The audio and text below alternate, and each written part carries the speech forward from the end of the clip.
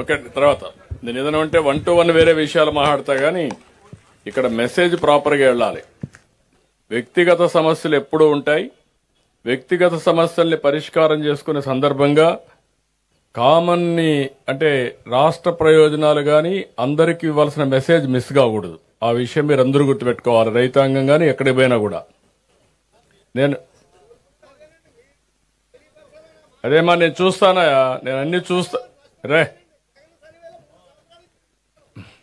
హినయ్యా ఇను నువ్వు వినాలా, నువ్వు కాదు అందరూ రాష్ట్రం అంతా ఇబ్బంది పడ్డారు. ఇనయ్యా పోయినప్పుడు మీరు ఇస్తున్నారు, ఇచ్చినప్పుడు ఆ కాగితాలన్నీ తీసుకొని నేను కూడా చేస్తున్నా. రెవెన్యూ పైన నేను ఎక్కువ శ్రద్ధ పెట్టాలి. రికార్డ్స్ తారుమారు చేసి వెళ్ళిపోయాడు. రికార్డ్స్ తారుమారు చేసిన తర్వాత ఇమ్మీడియట్ గా నిన్ను చూడంగానే మార్చేశానంటే అది ఇంకొక అనర్థానికి దారితీస్తుంది. దాన్ని వెరిఫై చేయాలి, వన్స్ ఫర్ ఆల్ సెటిల్ చేయాలి. ఒక రోజు ఆలస్యమైనా దాన్ని పక్కగా చేస్తున్నాం.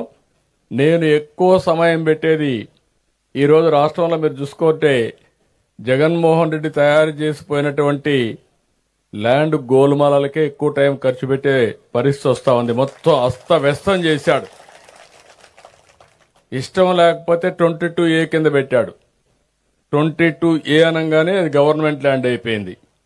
మీ తాత ముత్తాతల దగ్గర నుంచి నీ ఆధీనంలో ఉండే భూమి దుర్మార్గులు 22A కింద పెట్టి గవర్నమెంట్ భూమి అంటే ఇంకా దానికి అడ్డం లేకుండా పోయింది. ఇంకా కొన్ని చేశారు, మామూలుగా చేయలేదు. ఎవరైనా ఆయన మాట వినకపోతే లేకుంటే వాళ్ళ నాయకులు ఆ భూమి కబ్జా చేయాలంటే ఇవ్వకపోతే దాన్ని కూడా 22 కింద పెట్టేశారు, 22A కింద పెట్టేశారు. నాకు వచ్చే పిటిషన్లో 100% 22A కింద ఉండే భూములే వస్తున్నాయి. సొంత భూములు మీరు గుర్తుపెట్టుకోవాలి. దాని మీద నేను తప్పకుండా శ్రద్ధ పెడతా, యాక్షన్ తీసుకుంటాను. ఈరోజు మీ అందరికీ చాలా సంతోషం. నల్లజర్లకు వచ్చాను. ఇప్పుడే రైతాంగం మాట్లాడితే విన్నాను. ఈరోజు మీ అందరూ చెప్పిన తర్వాత నేను వచ్చిన ముఖ్యమైన పని మీరు చూస్తే 18 నెలలుగా ఈ ప్రభుత్వం ఉంది. ఆ రోజు మీరందరూ ఆలోచించారు. రాష్ట్రం మొత్తం విధ్వంసానికి గురైంది.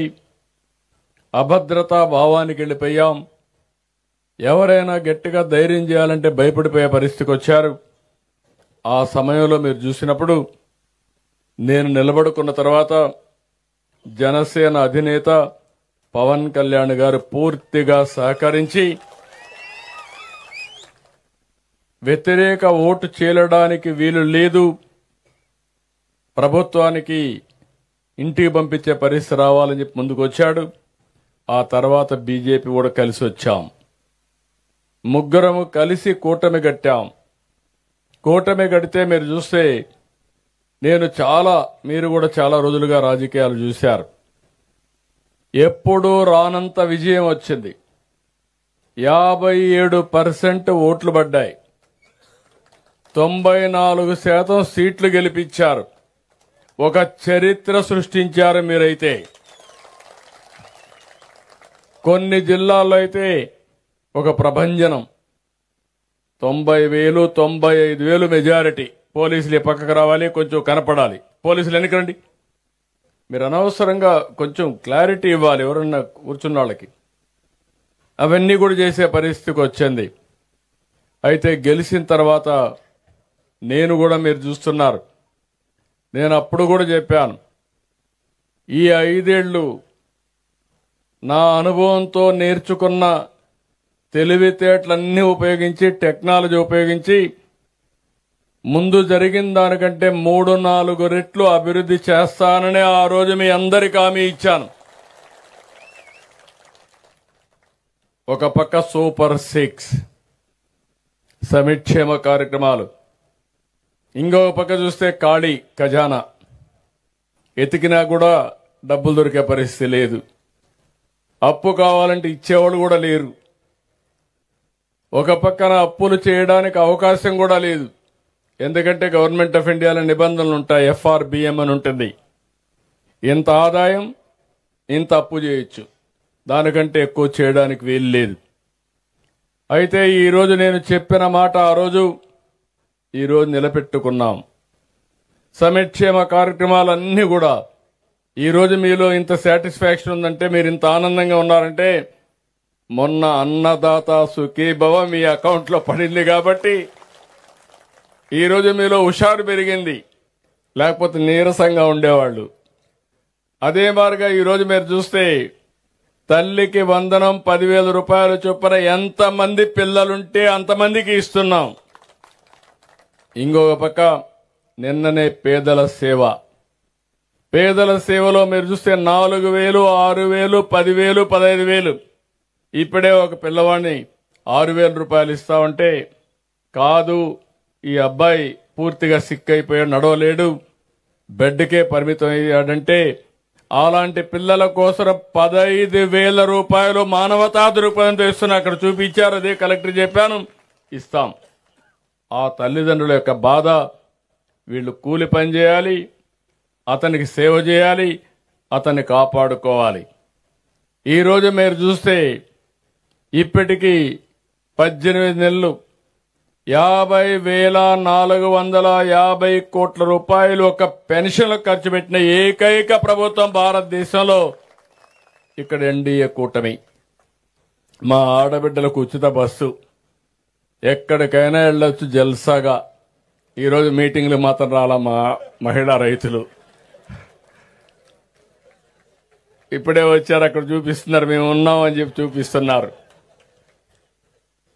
కాబట్టి ఇవన్నీ కూడా, ఇంకో పక్క వంట చేసుకోవాలంటే ఇబ్బంది లేకుండా ఎక్కడికక్కడ 3 సిలిండర్లు ఉచితంగా ఇవ్వడం, ఇలాంటి 1-2 కాదు, అన్ని కార్యక్రమాలు చెప్పినట్టు అన్ని ఇస్తున్నాం. వీలైనంత వరకు అన్ని వర్గాల్ని నేను ఏదైతే హామీ ఇచ్చానో ఇబ్బంది లేకుండా చేయడం కోసం ముందుకు పోతున్నాం. ఇంకో పక్కన గోతులు పడ్డ రోడ్లన్నీ పూడ్చే పనిలో కూడా ఉన్నాం. ఒకప్పుడు మీరు చూశారు రోడ్లు ఎంత అధ్వానంగా ఉన్నాయో, మొన్నే చేశాం. మళ్లీ ప్రాబ్లమ్స్ వచ్చాయి, వర్షాలు వచ్చాయి, మళ్లీ ఆదేశాలు ఇచ్చా. జనవరి పండగ కంటే ముందు ఎక్కడ కూడా ఏ రోడ్లో కూడా పార్ట్ హోల్ ఉండడానికి వీలు లేదు. అది స్పష్టమైన ఆదేశాలు ఇచ్చి అడ్మినిస్ట్రేషన్ పరిగెత్తిస్తున్నాం. ఈ రెండు చేసి ఈరోజు నేను అతి ముఖ్యమైన కార్యక్రమం, జటిలమైన సమస్య, రైతుల సమస్య. ఈరోజు మనందరం గుర్తుపెట్టుకోవాల్సింది, రైతుల సమస్య పరిష్కారం చేయగలిగితే మిగిలిన సమస్యల పరిష్కారం చేయడం పెద్ద కష్టం కూడా కాదు. అందుకే రైతన్న మీకోసమని 6 రోజులు మీ ఇంటింటికి పంపించాం. మిమ్మల్ని కలిశారు, మీరిచ్చినటువంటి ఫీడ్బ్యాక్ తీసుకున్నాం. ఈరోజు మనం ఒకటి గుర్తుపెట్టుకోవాలి, చరిత్రను గుర్తుపెట్టుకోవాలి, భవిష్యత్తుకు ప్రణాళిక రూపకల్పన చేసుకోవాలి. చరిత్రలో మీరు చూస్తే ఈ రాష్ట్రం వ్యవసాయ ఆధారిత రాష్ట్రం. వ్యవసాయం మనకు ప్రధానం.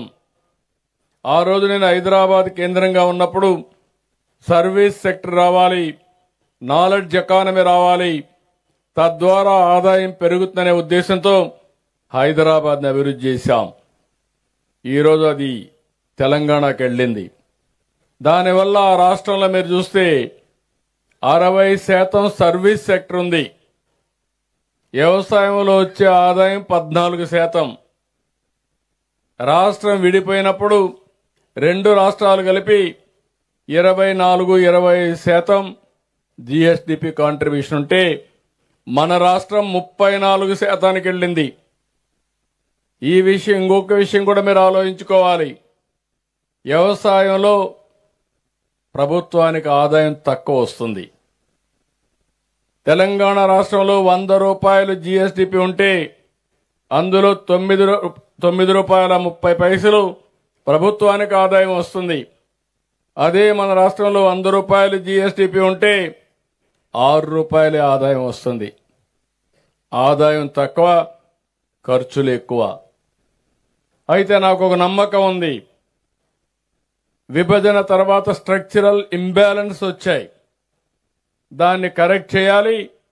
వ్యవసాయాన్ని కూడా ముందుకు తీసుకుపోవాలనే ఉద్దేశంతోనే మనం ముందుకు పోతున్నాం. ఈరోజు ఇక్కడ నేను చూశాను, 162% వ్యవసాయం అనుబంధ రంగాలపైనే ఆధారపడుతున్నారు. గవర్నమెంట్ వచ్చినప్పటి నుంచి ప్రయత్నం చేస్తున్నాం. ఇప్పుడే కాదు, ఎన్టీ రామారావు గారు పార్టీ పెట్టినప్పుడే మీరు చూస్తే ఎంబ్లంలోనే నాగలి పెట్టి రైతన్నకు అండగా ఉంటామని రూపకల్పన చేసిన వ్యక్తి నందమూరి తారక రామారావు గారు. వ్యవసాయమే మన బలం. అదే సమయంలో వ్యవసాయంలో అనేక సవాళ్లు వస్తున్నాయి. ఇంకొక పక్క మీరు ఒకసారి చూస్తే, నేను ఈరోజు ఇక్కడ మీ దగ్గర పొలంలో కూర్చొని మాట్లాడుతున్నానంటే రాష్ట్రానికి ఒక సందేశం ఇవ్వాలి. ఎంత పెద్ద సమస్య అయినా ఆ సమస్యను పరిష్కారం చేయడానికి ఎక్కడికక్కడ ప్రణాళికాబద్ధంగా పోతే ఇది సాధ్యం. నేను ఇటీవల కాలంలో 5 ప్రిన్సిపల్స్ పెట్టాను. ఈ జటిలమైన సమస్యని పరిష్కారం చేయడానికి నీటి భద్రత. ఒకప్పుడు నేను చూసేవాడిని, ఈ నియోజకవర్గం కొన్ని నియోజకవర్గాలైతే 1000 అడుగుల కిందన నీళ్లు, భగీరథ ప్రయత్నం చేయాలి రైతులు. అక్కడి నుంచి రాష్ట్రానికి కూడా పెద్ద ఎత్తున ఖర్చు కూడా. ఈరోజు మీరు కరెంటు వాడతారు, కిందనెక్కడో నీళ్లుంటాయి, నీళ్లు పైకి రావాలంటే కరెంటు కావాలి. అలాంటి సమస్యలు వచ్చి మళ్ళా కరెంటు సరిగ్గా ఇవ్వకపోతే ఇబ్బందులు వస్తాయి. అందుకే మీరు చూస్తే ఈరోజు రాష్ట్రం అంతా శ్రద్ధ పెట్టాం.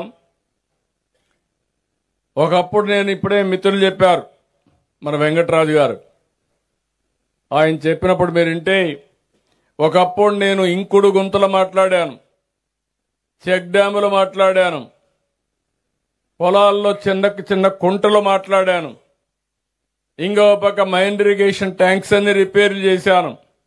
అన్నా హజార్ అని పిలిపించి మొత్తం రాష్ట్రం అంతా తిప్పి ఒక చైతన్యం తీసుకొచ్చాం.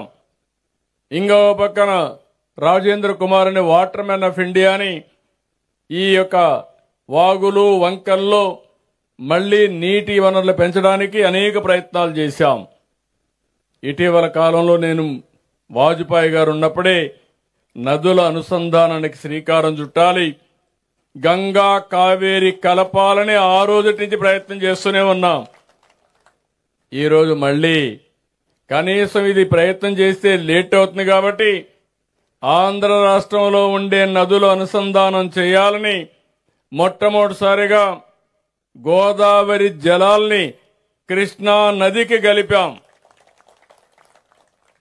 రాబోయే రోజుల్లో గోదావరిని వంశధారకు కలుపుతాం, గోదావరిని పెన్నా వరకు తీసుకెళ్తాం.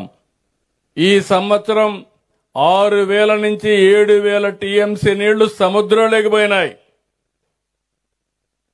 ఇంకో పక్క కృష్ణాలో కూడా ఒక 1500 టీఎంసీ నీళ్లు సముద్రానికి పోయినాయి. ఇందులో ఒక 200 టీఎంసీ మనం వాడుకోగలిగితే ఈ రాష్ట్రంలో కరువు అనే మాట ఉండదు. దానికే ప్రణాళికలు తయారు చేసుకున్నా. ఇప్పుడు మీకంతా కాలువలున్నాయి. పోలవరం రైట్ మెయిన్ కెనాల్ ఉంది.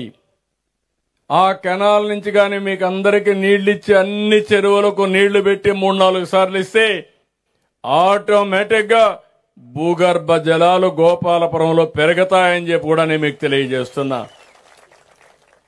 ఈరోజు మీరు ఒకసారి చూస్తే రాష్ట్రం మొత్తం డిసెంబర్ 1కి 6.2 లేకుంటే 6.8 మీటర్లు భూగర్భ జలాలు వచ్చాయి. మీ నియోజకవర్గం మాత్రం 18 మీటర్లు, ఈస్ట్ గోదావరి జిల్లా. దానికి కారణం ఇక్కడుండే భూమి. రాయలసీమలో మీరు బాగా కరువు సీమ, అక్కడంతా 4 మీటర్లకు వచ్చింది నంద్యాల. ఇవన్నీ నీళ్లు తీసుకుపోయిన తర్వాత, చెరువుల్లో నీళ్లు పెట్టిన తర్వాత రాయలసీమలో భూగర్భ జలాలు పెరిగాయి. ఇప్పుడు నీళ్లు తక్కువ ఉండే ప్రాంతాన్ని మీరు చూస్తే ఈస్ట్ గోదావరి, రెండోది ఏలూరు జిల్లా, కొత్త జిల్లా, ఈ 3 తర్వాత ప్రకాశం జిల్లా. అందరూ ఆలోచించేది నీరంటే జలాశయాల్లో ఉండే నీరు మాత్రం ఆలోచిస్తారు, చెరువుల్లో ఉండే నీరు ఆలోచిస్తున్నారు. నేను ఆలోచించేది భూమిని జలాశయంగా చేసి భూగర్భ జలాలు పెంచుకోగలిగితే శాశ్వతంగా కరువు అనే మాటే ఉండదు. రెండో విషయం కూడా 6.8 మీటర్ల నుంచి 3 మీటర్లకు గాని నీళ్లు పెంచగలిగితే 5,000 కోట్ల రూపాయలు పొదుపవుతుంది ప్రభుత్వానికి కరెంటు విషయంలో. ఆ 5,000 కోట్లు ఖర్చు పెడితే రైతుల సంక్షేమానికో పేదవాళ్ళకు ఖర్చు పెడితే ఎంతో ఆదాయం వస్తుంది. రెండోది డిమాండ్ ఆధారిత వ్యవసాయం, 3 అగ్రిటెక్, 4 ఫుడ్ ప్రాసెసింగ్, 5 ప్రభుత్వాల మద్దతు. ఈ 5 పైన కూడా స్టాల్స్ పెట్టాం. ఎక్కడ చూసినా దీన్ని ఒక పద్ధతి ప్రకారం ఎట్లా తీసుకుపోవాలో తీసుకుపోతున్నాం. మొన్నే 24 నుంచి 29 వరకు 6 రోజులు మీ ఇండ్లకు పంపించాం. మీ అందరితో మాట్లాడారు. ఈరోజు రైతు సేవా కేంద్రం వారిగా రాష్ట్రంలో ఉండే 10,800 సెంటర్లో ఈ కార్యక్రమాన్ని పెట్టాం. నేను ఒకటే ఆలోచిస్తున్నాను, వ్యవసాయం నిరంతరం సాగాలి.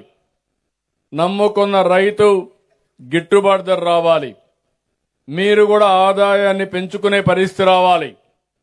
ఈరోజు ఒక్క విషయం మీరు గుర్తుపెట్టుకోండి, నేను చాలా సమస్యల పరిష్కారం చేయగలుగుతున్నాను, కానీ రైతు సమస్యలు మాత్రం కొంచెం సమయం కూడా పడుతుంది. దీనికి కూడా కారణాలు చెప్తున్నాను. కానీ ఎట్టి పరిస్థితిలో ఈ సమస్యకు పరిష్కార మార్గం దొరికే వరకు, రైతులకు న్యాయం దొరికే వరకు, గిట్టుబాటు ధర వచ్చే వరకు పోరాడుతూనే ఉంటాను. ఈరోజు కరెంట్ ఉంది. కరెంటు విషయంలో మీరు ఒకసారి చూస్తే నేను సమస్యను పరిష్కారం చేయగలుగుతున్నాను. అస్తవ్యస్తం చేసి వెళ్లారు. నేను ఆ రోజు హామీ ఇచ్చాను, నేను కరెంటు ఛార్జీలు పెంచనని చెప్పా. కరెంటు ఛార్జీలు పెంచనని మరొకసారి మీ అందరికీ విజ్ఞప్తి చేస్తున్నా. నిన్నే రివ్యూ చేశాను. ఎందుకంటే అనేకమైన వినూత్నమైన కార్యక్రమాలతో ముందుకు పోయాం.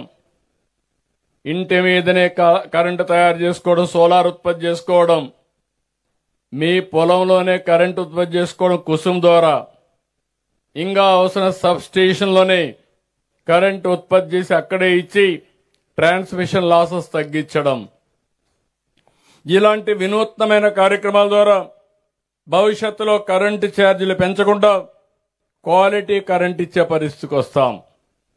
అదే సమయంలో వాటర్ సెక్యూరిటీ. ఈరోజు మీరు ఒక్కటి గుర్తుపెట్టుకోవాలి, నీళ్లు చాలా ముఖ్యం. ఆంధ్ర రాష్ట్రంలో 2 ప్రధానమైన నదులు కృష్ణా, గోదావరి, పుణ్యనదులు. నీళ్లన్నీ సముద్రంలోకి పోతున్నాయి. అందుకే ఈ 2 అనుసంధానం చేస్తాం, పెన్నా వరకు తీసుకెళ్తాం. ప్రతి ఒక్క ఎకరాకు నీళ్లు ఇచ్చే బాధ్యత నేను తీసుకుంటా. ఇది సాధ్యం. దానికి ప్రణాళికలు కూడా తయారు చేశాం. ఈ సంవత్సరం రిజర్వాయర్లో 1,900 టీఎంసీ నీళ్లు ఇప్పుడున్నాయి. ఇంకో పక్కన కనీసం 600 నుంచి 700 టీఎంసీ భూగర్భ జలాలున్నాయి. 20 లక్షల పంప్ సెట్లు మనకున్నాయి. సాయిల్ మాయిశ్చర్ పెరిగింది. దీన్ని ఒక పద్ధతి ప్రకారం నెల నెల రివ్యూ చేస్తున్నాం. ఇక్కడ నిమ్మల రామానాయుడు ఉన్నాడు. ఇది కూడా సమస్య పరిష్కారం చేసే బాధ్యత రామానాయుడికి అప్పచెప్తున్నా. ఆ సమస్య పరిష్కారం చేసే వరకు ఆయన వెనక నేను పడతా. అది జరుగుతుంది, చేపిస్తా. ఒక మోడల్ స్టేట్ గా ఈ రాష్ట్రంలో తాగడానికి, వ్యవసాయానికి, ఇండస్ట్రీకి నీటి ఎద్దడి లేకుండా చేసే బాధ్యత మేము తీసుకుంటామని మరొకసారి విజ్ఞప్తి చేస్తున్నా. మూడోది, సంక్షేమం ఇవ్వగలిగాం, డీబీటీ పెట్టగలిగాం. పెన్షన్ ఇస్తే ఎప్పుడు ఇచ్చాం, ఎక్కడిచ్చామో మెజర్ చేస్తున్నాం. మళ్ళా ఒక మెసేజ్ పంపించి ఏమైనా లంచం అడిగారా, మర్యాదగా ఇచ్చారా, చీదరించుకుంటూ ఇచ్చారా, అవన్నీ అడుగుతున్నా. ఎవరన్నా మారకపోతే వాళ్ళు వెనకాన పడుతున్నా మారే వరకు వాళ్ళని వదిలిపెట్టను. అవసరమైతే కఠిన చర్యలు కూడా తీసుకొని మీకు న్యాయం చేసే బాధ్యత నాదని మరొక్కసారి హామీ ఇస్తున్నా. ఒక సుపరిపాలన, ఒక జవాబుదారీతనం తీసుకొస్తున్నాం. ఇప్పుడే కొత్తగా డీబీటీ ఇది పెట్టాం, వాట్సాప్ గవర్నెన్స్ పెట్టాం. మీరు ఎవ్వరి దగ్గరికి పోయే పని లేదు. దర్జాగా మీ ఊర్లో మీరు కూర్చొని ఏ పని కావాలన్నా ఆన్లైన్లోనే మీకు అన్ని పనులు చేసే అవకాశం కూడా వచ్చింది. అది కూడా చేస్తున్నాం. ఈ నెల నెక్స్ట్ మంత్కి అన్ని సేవలు చేస్తున్నాం. అంటే గొంతెమ్మ కోరికలు కోరేసి ఇంట్లో పడుకుంటే ఆకాశాన్ని తెమ్మంటే ఒకటేసారి తేలేం. చిన్నపిల్లలు నేర్పిస్తూ ఉంటాం జాబిల్లి రావి అని. అలాంటి కోరికలు కోరితే చేరలేం. కానీ మామూలుగా ప్రతి ఒక్క పౌరుడికి అవసరమైన సేవలన్నీ ఆన్లైన్లో ఇచ్చే బాధ్యత నాదని మరొక్కసారి మీ అందరికి హామీ ఇస్తున్నా.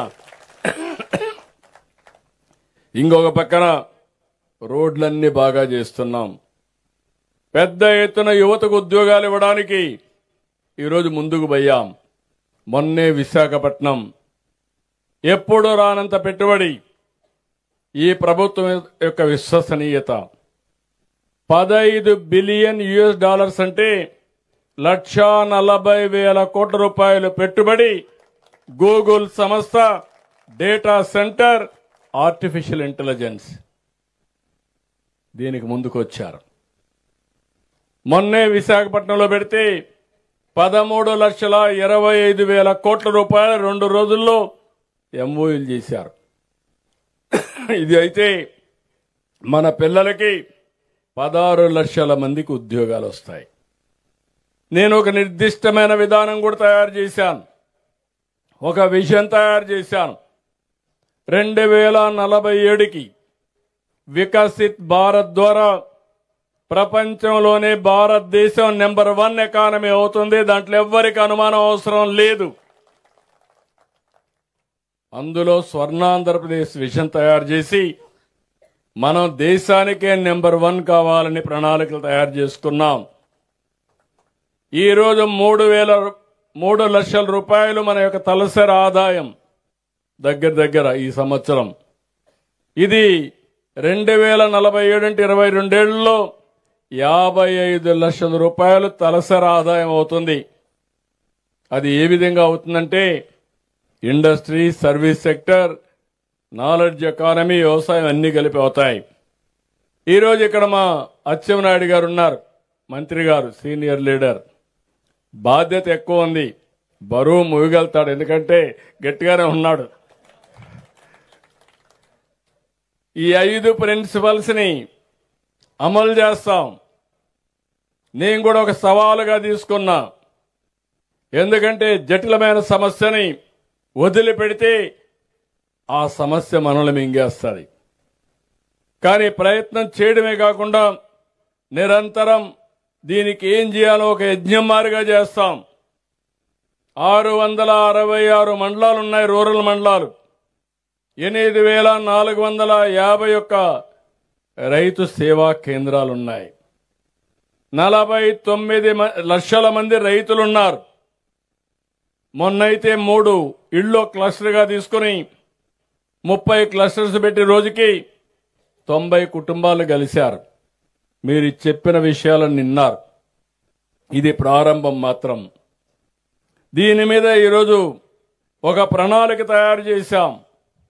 ఆ ప్రణాళిక రబీ, ఖరీఫ్, తర్వాత రబీ ఎలాంటి పంటలు వేయాలని. ఈరోజు మీరు ఒక విషయం రైతాంగం కూడా గుర్తుపెట్టుకోవాలి. మీరు పండించే పంట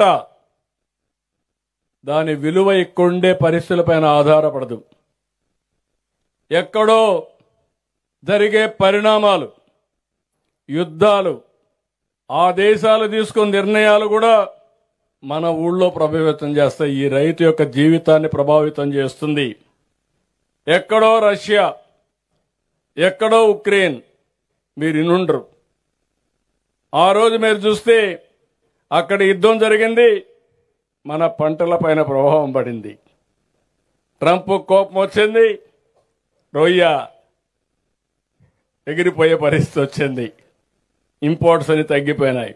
అంటే మీరు అర్థం చేసుకోవాలి, ఎక్కడ ఉక్రెయిన్, ఎక్కడ అమెరికా, ఎక్కడ ఈస్ట్ గోదావరి నల్లజర్ల, దాని ప్రభావం మన మీద పడే పరిస్థితికి వచ్చింది. ఇంకో పక్కన మీరు మాట్లాడారు, మా తమ్ముడు ఒకరు మాట్లాడారు, నేను నేచురల్ ఫార్మింగ్కి వెళ్ళానని.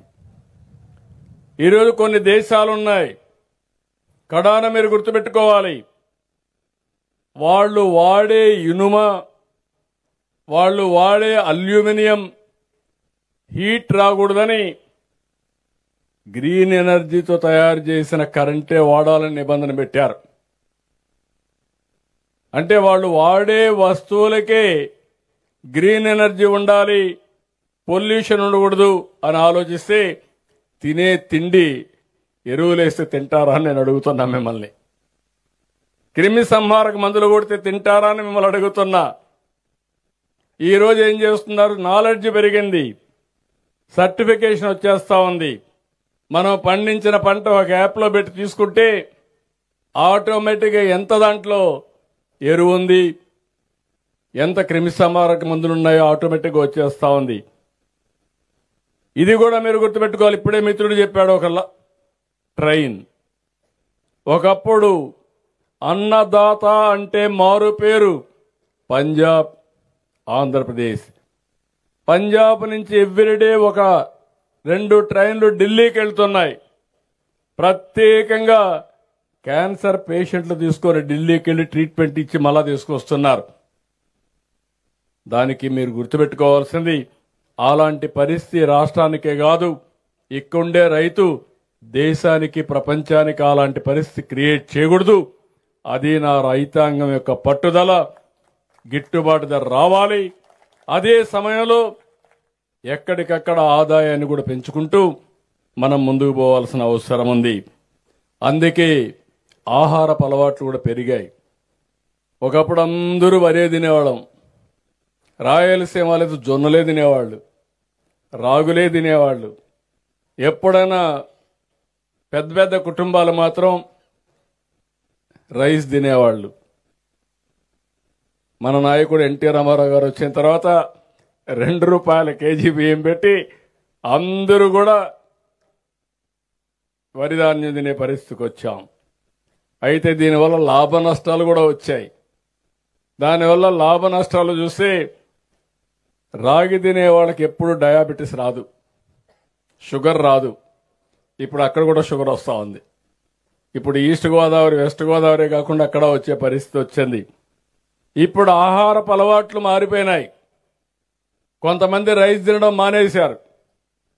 మీరేమనుకోపోతే నేను కూడా రైస్ తిన్నాను. ఎందుకంటే ఆరోగ్యంగా ఉంటే 4 పనులు ఎక్కువ చేయొచ్చు. ఆరోగ్యం లేదనుకోండి అక్కడి నుంచి ఇబ్బందులు వస్తాయి. డయాబెటీస్ అనేది, షుగర్ అనేది గేట్వే. ఒకసారి మీకు కానీ షుగర్ వస్తే అన్ని జబ్బులు వస్తాయి. కిడ్నీ ఫెయిల్ అయితే ఇమ్మీడియట్ గా డయాలసిస్ రావాలి.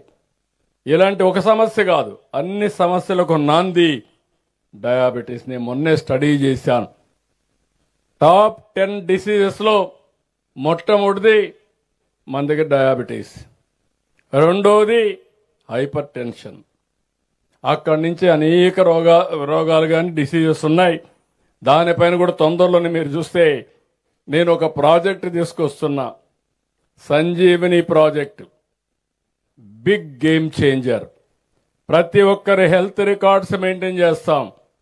ఎవరైతే ఇలాంటి సమస్యలుంటే వాళ్ళందరికీ 3 నెలలకు ఒకసారి క్లినికల్ టెస్టులన్నీ చేసి మీరు ఏం తినాలి, ఏం తినకూడదు, ఏ మందు వాడాలి అనునిత్యం మీకు చెప్పే బాధ్యత, ప్రపంచంలో ఉండే నాలెడ్జ్ని మీ ఇంటి దగ్గర మీకు అందించే బాధ్యత తీసుకొస్తున్నాం.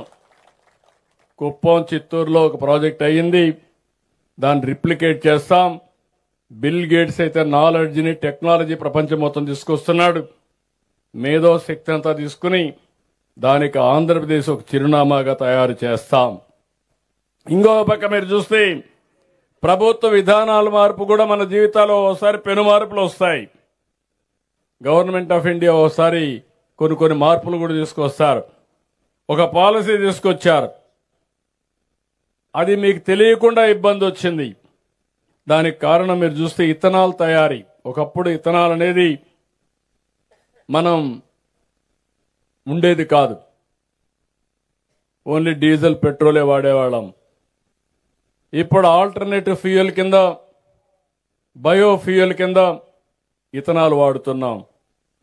అయితే ఇథనాల్ మొన్నటి వరకు మొక్కజొన్నతో తయారు చేసేవాళ్ళు, అంత మునుపు షుగర్తో తయారు చేసేవాళ్ళు, చక్కెరతో, చెరుకుతో తయారు చేసేవాళ్ళు, మొలాసెస్ తయారు చేసేవాళ్ళు. ఇప్పుడు కొత్తగా వరి కూడా బ్రోకన్ రైస్తో కూడా తయారు చేసే పరిస్థితికి వచ్చారు. కేంద్ర ప్రభుత్వం దానికి కూడా ఒక పాలసీ తీసుకొచ్చి 60% మొక్కజొన్న, 40% వరి నూకలు ఈ పెడితే రేట్లు పడిపోయే పరిస్థితికి వచ్చాయి. అంటే ఎందుకు నేను ఈ మాట చెప్తున్నానంటే ఇవన్నీ కూడా వేరియస్ పాలసీస్ అన్నీ కూడా రైతు పండించే పంటల పైన చాలా ఇది వస్తుంది. మీరందరూ కూడా దీన్ని చూసినప్పుడు ఒకసారి రైతులకు బాగా రేటు వస్తే అందరూ ఆ పంట వేస్తారు. నేను ఎప్పుడు చెప్పేవాడిని, మన ఆంధ్ర వాళ్ళు ఎంత గొప్పవాళ్ళంటే ఒక ఆయన రైస్ మిల్ పెడితే ఆ ప్రాంతం అంతా రైస్ మిల్ పెట్టేస్తారు, ఎవరికి డిమాండ్ లేకుండా చేస్తారు. దానివల్ల అందరూ నష్టపోతారు. ఇంకొక ఇండస్ట్రీ పోకుండా ఒకరిని చూసి ఒకరు ఫాలో అయ్యే పరిస్థితికి వచ్చారు. 2 ఏళ్లు బాగా రేటు ఉంటే అందరూ వేసేస్తారు. మొన్న నేను చూశాను హెచ్డి బర్లీ పొగాకు, ఇది మామూలుగా కొనరు, కొనకపోతే రేట్లున్నాయి. కొంతమంది కొనడం మొదలుపెట్టారు, 2 ఏళ్లు లాభాలు వచ్చాయి, అందరూ వేసారు. ఈసారి కొనేవాడే లేడు. దానివల్ల ఈరోజు మీరు చూస్తే గవర్నమెంట్ ఇన్వాల్వ్ అయ్యి మొత్తం కొనే పరిస్థితికి వచ్చాం. 230 కోట్లు ఖర్చు పెట్టాం. ఇలాంటి సమస్య ఇంకొక పక్కన మీరు చూస్తే చాలా వరకు ఈరోజు మీరు ఇక్కడికి వచ్చినప్పుడు నేను చూశాను, ఒక రైతును చూశాను, 2 ఎకరాల భూమి ఉంది, 2-3 ఎకరాలు టెనెంట్గా కౌలు తీసుకొని వేశాడు. కొంతమంది కౌలు రైతులు నేను చూస్తున్నాను 50 ఎకరాలు వేస్తున్నారు, 60 ఎకరాలు వేస్తున్నారు, వాణిజ్య పంటలు పెడుతున్నారు. రేటు పడిపోతే ఏమవుతామని అడుగుతున్నా. ఇంకొక మోడల్ ఉంది, 1 ఎకరా పొలం, 2 ఎకరాల పొలం, ప్రకృతి సేద్యం, అందులో కూడా ఆధునికమైన పద్ధతులు. గట్ల పైన కూరగాయలు వేశారు, పక్కన ఒక కాలువ తీసి చేపలు పెంచారు, మధ్యలో వరేశారు. వాళ్లకు నెలకు 2,20,000 రూపాయలు వస్తా ఉంది. అంటే 20,000 రూపాయలు ఒక కుటుంబానికి వస్తా ఉంది.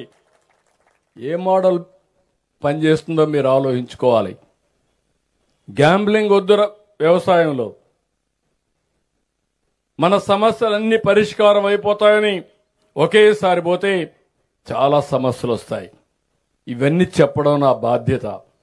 అందుకే నేను ఒకటి మిమ్మల్ని కోరుతున్నాను, కొన్ని మన చేతుల్లో సమస్యలు ఉండవు, ఎక్స్టర్నల్ ఫ్యాక్టర్స్ ఉంటాయి. దానివల్ల ధరలు తగ్గిపోవడం, ధరలు పెరగడం తగ్గుతాయి. కొన్ని మన దగ్గరనే ఉంటాయి. ఇట్లా మీరు చూస్తే వ్యవసాయ ఖర్చులు పెంచేయడం, ఎక్కువగా ఫెర్టిలైజర్స్ వాడేయడం, ఎక్కువ క్రిమిసారక మందులు వాడడం.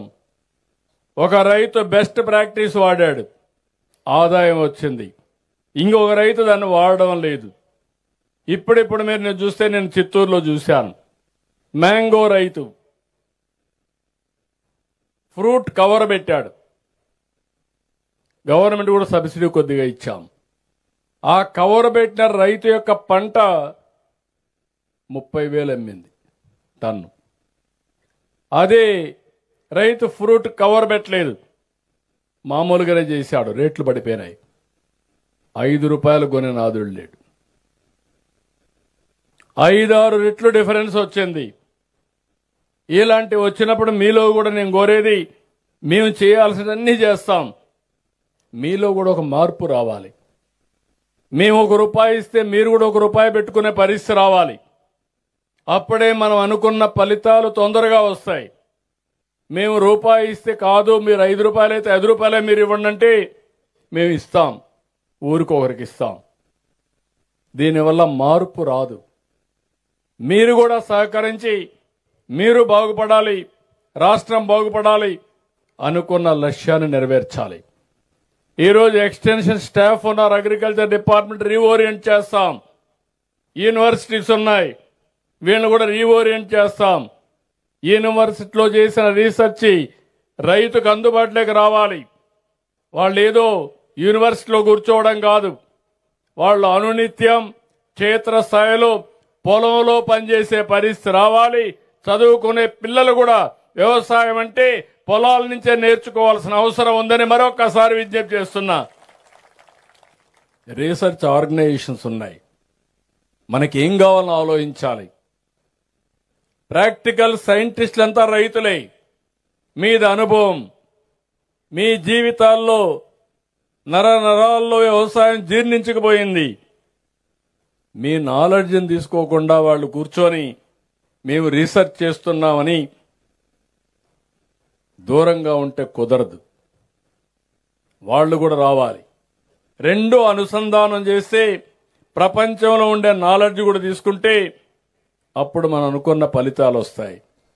మూడోది టెక్నాలజీ. ఈరోజు మనం ఒకప్పుడు వ్యవసాయమే ఆధారంగా అందరం పనులు చేసేవాళ్ళం. ఈరోజు పనికి రావడానికి మనుషులు దొరికే పరిస్థితులు లేరు. అలాంటప్పుడు మెషిన్స్ రావాలి, మెకనైజేషన్ రావాలి. ఇంకో పక్కన టెక్నాలజీని విరివిగా ఉపయోగించుకోవాలి. ఒకప్పుడు మీరు చూస్తే భూసార పరీక్షలు చాలా నేనే పెట్టాను దాన్ని, అంతకుముందు 10 కూడా చేసేవాళ్ళం కాదు, కానీ ఖర్చు ఎక్కువ అయ్యేది. ఈరోజు మేము చేస్తున్నాం. భవిష్యత్తులో సంవత్సరం భూసార పరీక్షలు ఆటోమేటిక్గా సెటిలైట్ని ఇంటిగ్రేట్ చేసి మీకు ఇచ్చే పరిస్థితి తీసుకొస్తాం. ఇంకో పక్క మీరు చూస్తే నేను ఒక రైతును చూశాను. పామాయిల్లో ఏది వేస్ట్ కాదు, అన్నీ కూడా మళ్ళీ దాన్ని రీయూజ్ చేస్తున్నాడు. అది చేయగలిగితే ఒక 4-5 సంవత్సరాల్లో ఈ పంటలో వచ్చేది మొత్తం ఉపయోగించుకుంటే 80% మనకు అయ్యే ఎరువుల ఖర్చు తగ్గుతుంది.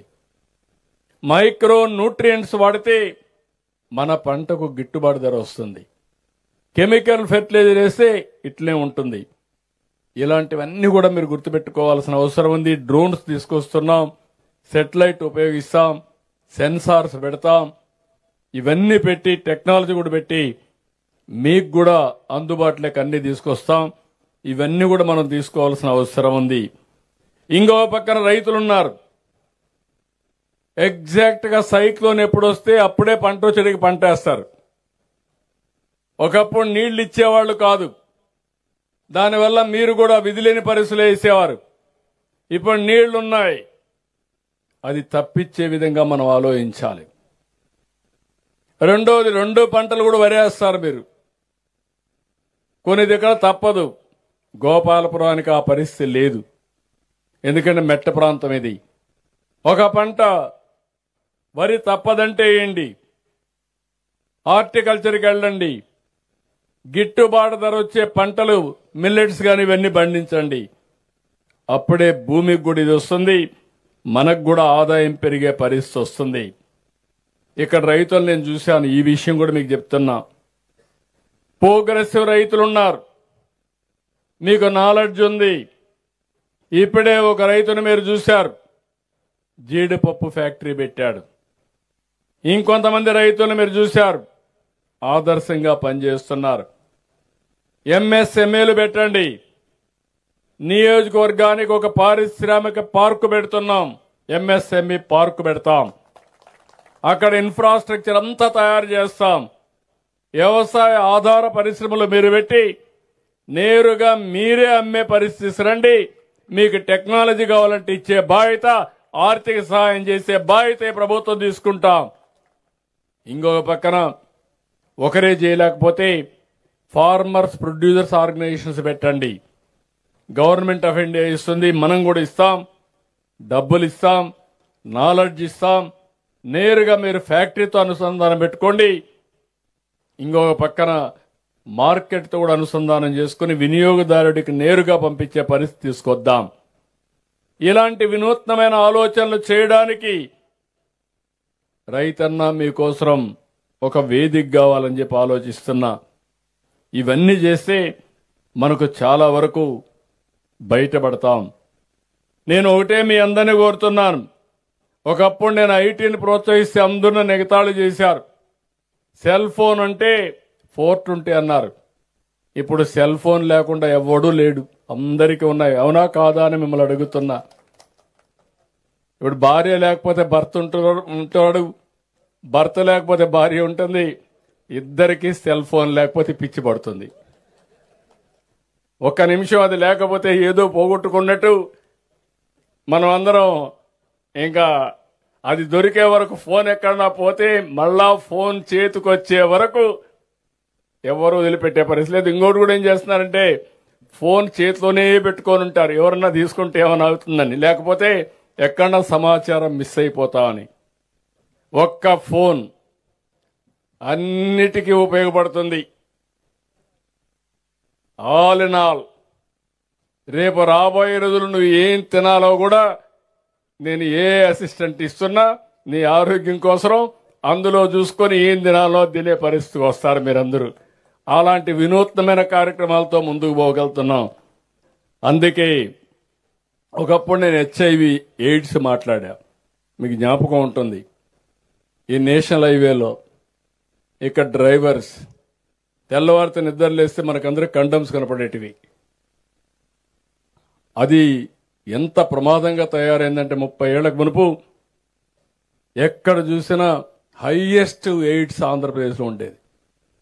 ఫస్ట్ టైం నేను మాట్లాడాను, ఆ రోజు చెప్పా మీ అందరికీ, బ్రేక్ సైలెన్స్, నిశ్శబ్దాన్ని విడనాడండి, టాక్ అబౌట్ ఎయిడ్స్.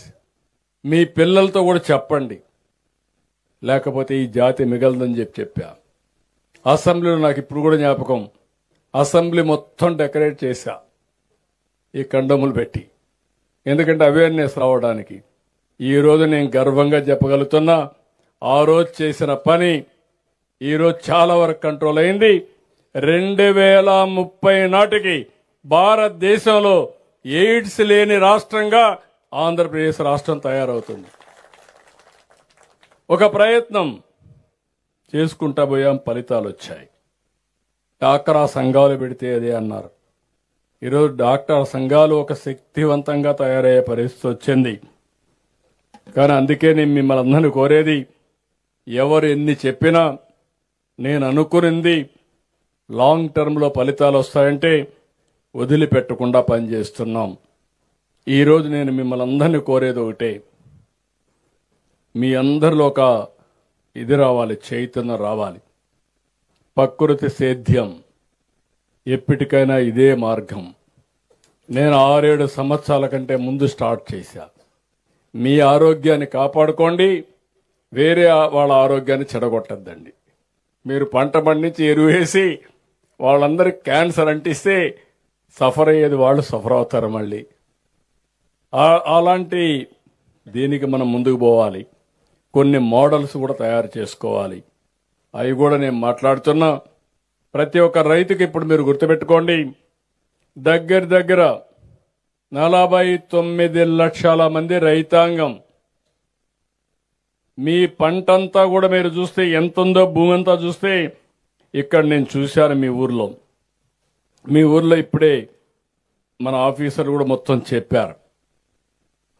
దీన్ని కాంబినేషన్ ఏ విధంగా తేవాలి, ఏ పంట వేస్తే ఆదాయం వస్తుంది, ఏ పంటలు ఇంటర్ కల్టివేషన్ వేయాలి, 2-3 పంటలు 4 కూడా వేసుకోవచ్చు, ఎప్పుడెప్పుడు వేయాలి, కాంబినేషన్లో ఎంత ఆదాయం వస్తుంది, దానికి మార్కెటింగ్ ఎట్లా చేయాలి, ఇండస్ట్రీస్ని ఏ విధంగా అనుసంధానం చేయాలి, ఫుడ్ ప్రాసెసింగ్కి ఎక్కువ ప్రాధాన్యత ఇస్తున్నాం.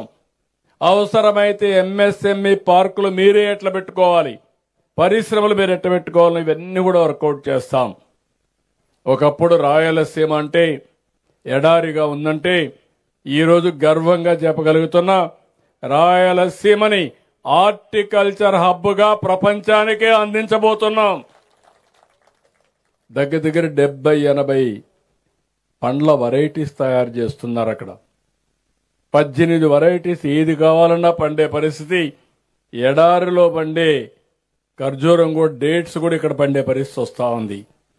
డ్రాగన్ ఫ్రూట్ కానీ ఒకటి రెండు కాదు. ఇటీవల మన రాష్ట్రంలో మీరు ఒకటి గుర్తుపెట్టుకోవాలి, ఎక్కడా లేనటువంటి మోడల్స్ తయారు చేస్తున్నాం. నేను 1 ఎకరా చెప్పాను, ఒక చిన్న రైతు 2,20,000 సంపాదిస్తున్నాడు కేజీలో పౌల్ట్రీ పెట్టి, అది కూడా నాటుకోళ్లు పెట్టి. ఆ ఎగ్స్ అవన్నీ అమ్ముకొని 15,000 20,000 రూపాయల నెలకు ఒక ఆడబిడ్డ సంపాదించుకునే అవకాశం ఉంది. ఇంకో పక్క ఇంటి దగ్గరనే మేకలు కానీ గొర్రెలు కానీ పెంచుకుంటే దాంట్లో కూడా ఆదాయం ఎక్కువ వచ్చే పరిస్థితి వస్తుంది. వ్యవసాయం చేయాలి, వ్యవసాయ అనుబంధ రంగంగా లైవ్ స్టాక్ ముందుకు పోవాలి, పాడి పరిశ్రమ. ఇప్పుడే మాట్లాడుతూ కొంతమంది చెప్పారు, రాబోయే రోజుల్లో ప్రతి ఒక్కరు కూడా డైరీ ప్రోడక్ట్స్కి ఎక్కువ ప్రాధాన్యత ఇస్తారు. ఇలాంటివన్నీ కూడా మనం చేయాల్సిన అవసరం ఉంది.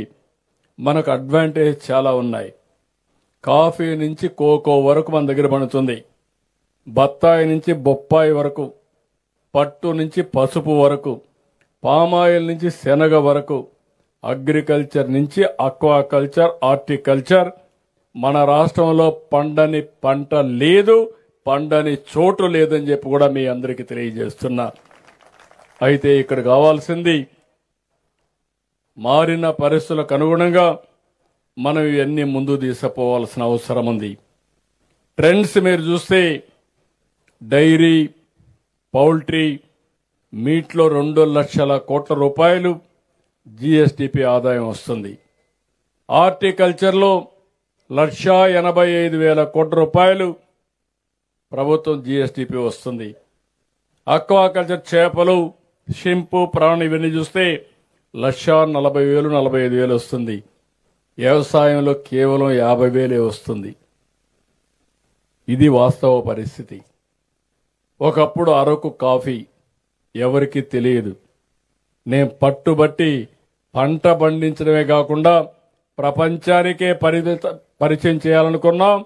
ఇప్పుడు అరకు కాఫీ గ్లోబల్ బ్రాండ్గా తయారయ్యే పరిస్థితి వచ్చింది. ప్రపంచం అంతా పెడుతున్నారు, ప్రతి ఒక్కరు ఆ కాఫీ తాగే పరిస్థితికి వచ్చారు. ఇలాంటివన్నీ మీరు చూసినప్పుడు